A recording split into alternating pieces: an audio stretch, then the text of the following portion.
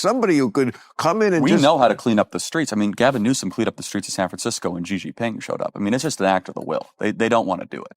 Right, like when they get the whores off the street, when the mayor is like doing one of those cleanup. Or like when the MLB All-Star game goes to Seattle, all of a sudden it's America's cleanest city. Right. So you're saying if we can do it that one day. Well, I'm saying it's an act of the will. It's all that it is. And look, woke, I won't even say left, woke philosophy is they don't really believe in private property. And at its core, why shouldn't someone be able to defecate on the side of the street? Who are you to judge? Woke, yes, maybe. I'm saying woke, not even liberal. Right. I'm making that distinction, right, which I think is a fair distinction. That's another reason. Another one we can add to the list of woke is not liberal. I think left versus liberal or woke versus liberal is an important distinction. Right. I will say what makes you different is few liberals stand up to the woke. And few liberals are willing to stand up to woke. Absolutely. And few conservatives stand up to Trump. Fair enough. I mean, you can stand up or disagree, but I guess you could say the question, is Trump, woke is an ideology. Is Trump an ideology? I mean, he's a person. MAGA is an ideology. But I mean, I disagree with Trump on a lot of stuff. Bill Maher has once again taken a sharp jab at the woke left, calling out its relentless push for anti-reason policies and absurd philosophies. This hardly comes as a shock since Maher has in recent years carved out a reputation for waging an ongoing war against the excesses of woke culture. Yet, his latest takedown feels different. More cutting, more fiery, and laced with the kind of blunt honesty that makes headlines. Today's verbal demolition isn't just another critique. It's a scorching rebuke delivered with extra bite and heat. Buckle up, because this one's spicier than ever. And it's worth diving into. You've been very outspoken on the woke stuff. Big time. Oh, yes. I mean, and they, just the way within a religion, they hate their own apostates more. I would say they hate me more because I'm supposed to like get on the short bus to Crazy Town with them. And I won't. And yet I'm still a liberal and still like, I mean, we probably could argue all day about Donald Trump and what he's doing, which I'm not down with. But it's always the people who are closest who think, oh, gosh, you shouldn't have, you're a traitor.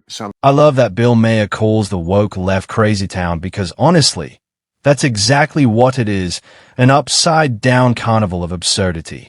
What makes it even more ridiculous is the expectation that the rest of us should blindly hop on the bandwagon. They demand total compliance, as if their every decree is unquestionable truth. But the reality is simple. Their policies are anything but rational. They don't solve problems. They create new ones by rejecting logic and common sense. And no matter how loudly they shout, most Americans can't and won't sign on to that madness. Is it because they thought you were one of them and that... I am one of them. They're not one of me. Okay. It's the liberals who have... So they've left you, not you left them. Yeah, well, I feel like there's... Liberal and woke are two completely different things. It was the theme of my last stand-up special that I just did a few months ago. And it's basically, I mean, it wasn't the whole special, of course, but it was a large part of it devoted to that, to proving that case that, what liberals believe, woke is something completely different. It's very often the opposite of. Frankly, I believe Bill Maher distanced himself from the woke left because it was spiraling into outright toxicity. That's why they brand him a traitor. They can't stand the idea of one of their own refusing to echo the script. In their minds, he must have sold out, chasing fame, fortune, or some other elusive motive they can't quite pin down. But the truth is simpler. Maher didn't betray them. He outgrew them.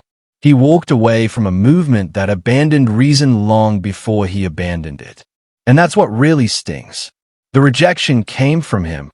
Not liberalism is let's live in a colorblind society. That's the goal. Woke's goal is we see race everywhere. Race obsession. Yes. Okay. So that's not liberal. You changed. Liberal is there a two-state solution.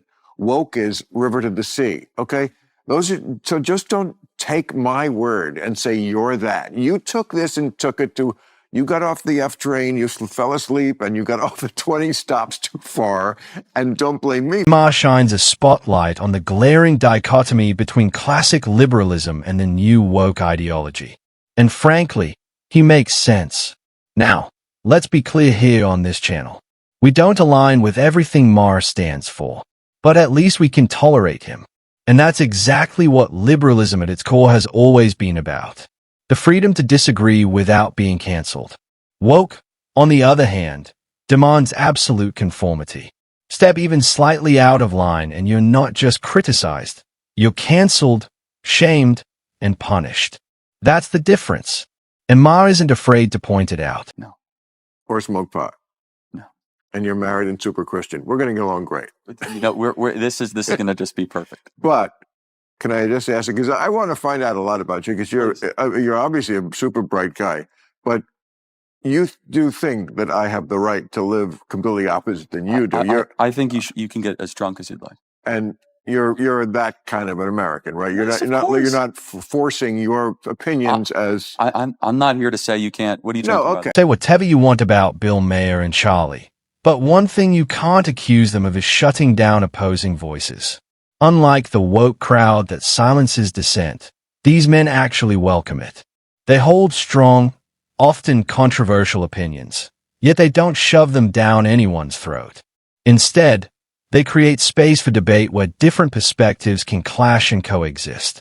They'd rather have a spirited exchange than a one-sided echo chamber.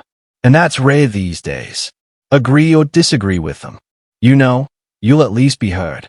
And that's what real dialogue should look like. Into sometimes parties like the Hollywood parties. And this is probably not most of America exactly this way, but I wouldn't be surprised if it's that different. And first of all, in this town, it's all run by like the Nepo babies.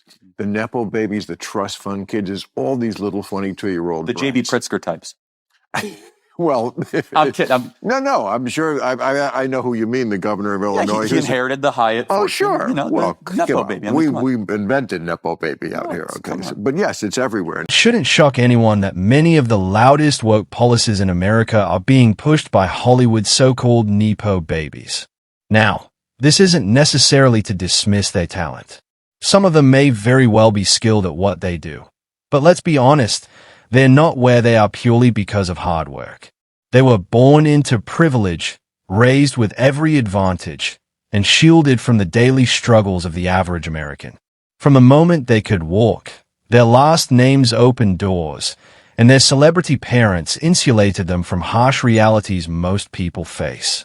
So, when they preach about policies that ignore common sense, it's not coming from experience or hardship. It's coming from the comfort of a world where rent, gas prices, and groceries were never a worry. That disconnect is why their version of progress feels so out of touch with real life. You're right. You know, I mean, again, I'm for picking that fruit too. It's silly to help drug addicts be drug addicts and keep them on the street. It's stupid to keep homeless on the street. Oh, I totally agree. There's another way. Liberals are different than the woke. The liberal thing forever was, for compassion's sake, get them off the street. That's not the woke version. Their version is they're an endangered species. Don't touch them in their natural habitat, living under a bridge. Let them defecate. Let them do whatever they want. It's their thing. And, you know, I mean, there should be nothing more basic than a government claiming the streets. The streets are for the citizens. Hey, Maher unleashes a brutal critique of Gavin Newsom and other progressive governors who seem to believe that the best way to tackle America's drug crisis is by handing out more drugs. Yes, you heard that right. The very people entrusted to solve the problem think enabling addicts is somehow compassionate. Add to that their so-called sanctuary city policies and you've got a recipe for disaster.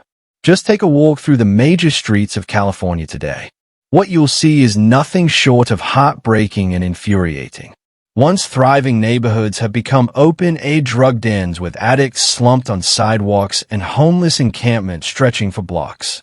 The stench, the needles, the sheer sense of decay. It's an eyesore and a public safety nightmare rolled into one. Maher isn't afraid to call it like it is.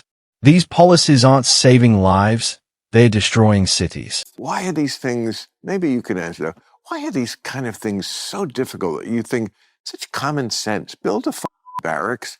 I know homeless people say they don't want to live there. You don't have a choice. Oh, we'll get robbed there. Hire security. It's pennies on the dollar.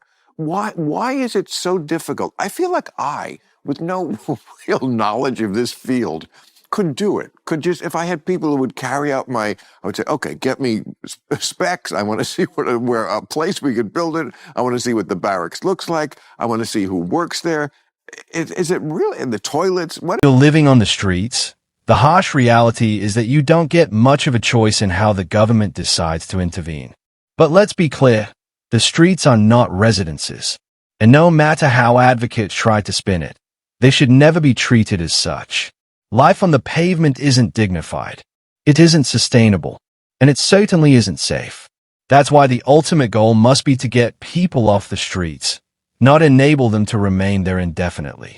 And as for the argument that moving the homeless makes them vulnerable to robbery, what exactly do they have on the streets that can't already be taken from them? Living in tents under overpasses exposed to crime, disease, and addiction offers no real protection or security. Simply put, the streets are not a home, and pretending otherwise only prolongs the suffering. Somebody who could come in and we know how to clean up the streets. I mean, Gavin Newsom cleaned up the streets of San Francisco when Xi Jinping showed up. I mean, it's just an act of the will. They don't want to do it. Right, like when they get the whores off the street, when the mayor is like doing one of those cleanup. Or like when the MLB All-Star game goes to Seattle, all of a sudden it's America's cleanest city. Right. So you're saying if we can do it that one day. Well, I'm saying it's an act of the will. It's all that it is. And look, woke, I won't even say left, woke philosophy is they don't really believe in private property. And at its core, why shouldn't someone be able to defecate on the side of the street? Exactly. It takes an act of political will to get people off the streets, not endless excuses. Gavin Newsom already proved that when he suddenly cleaned up San Francisco ahead of a visiting world leader overnight, the tents, trash, and open-air drug markets vanished as if they'd never existed. That shows the resources and solutions are there when the pressure is on. But here's the catch. When it comes to everyday Californians, that urgency mysteriously disappears. Instead of real action, the woke mob prefers theatrics. They host press conferences, toss out buzzwords like compassion, and pat themselves on the back while the crisis fares. It's never about solving the problem. It's about looking good on camera. If they truly cared, they treat citizens with the same urgency they show for VIPs. The truth is simple. Fixing the streets is possible. They just lack the will. Yes, maybe. I'm saying woke, not even liberal. Right. I'm making that distinction, Right, which I think is good. a fair distinction. That's another reason. Another one we can add to the list of woke is not liberal. I think left versus liberal or woke versus liberal is an important distinction. Right. I will say what makes you different is few liberals stand up to the woke.